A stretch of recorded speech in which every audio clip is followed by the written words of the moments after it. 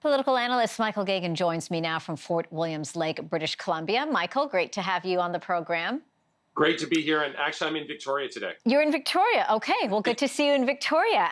So a big push, of course, on the Prime Minister's part, this visit that he's having in Ethiopia, meeting with a number of ministers there and leaders.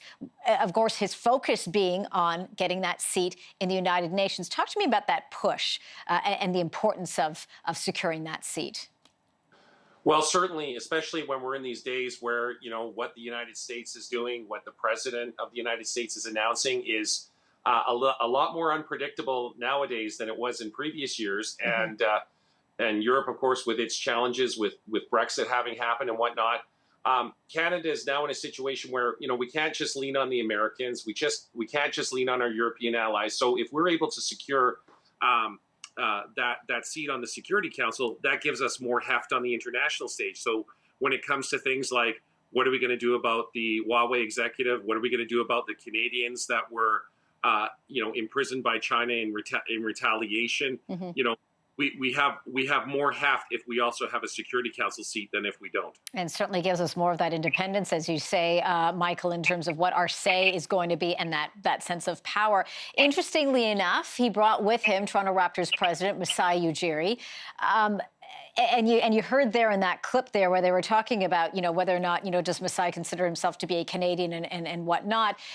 Does that play a pinnacle role, do you think, having someone of that caliber with him, very, very well representative there by his side during these negotiations?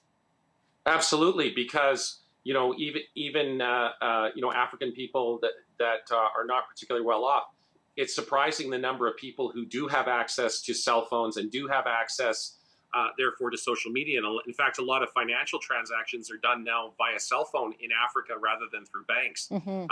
That being the case, they have heard of him. They have, African son makes good over in North America. That is news that carries weight, not just in Nigeria, but in other African countries.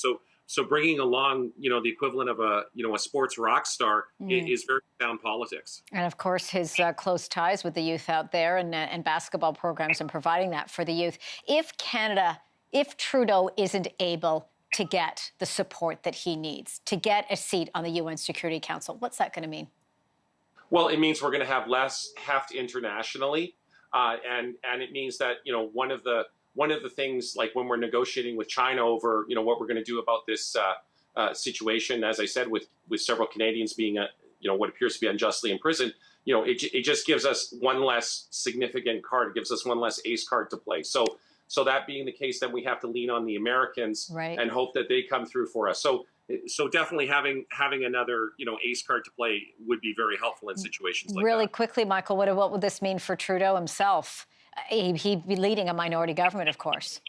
Well, yeah, I mean, if he's able to pull it off, then that gives him an additional point in terms of accomplishments in his term, his first term as prime minister. So that's something he can add to the list when he's seeking re-election. Yeah, certainly. Okay, Michael Geoghegan in Victoria. Thanks a lot for this, Michael. Take care. You're very welcome.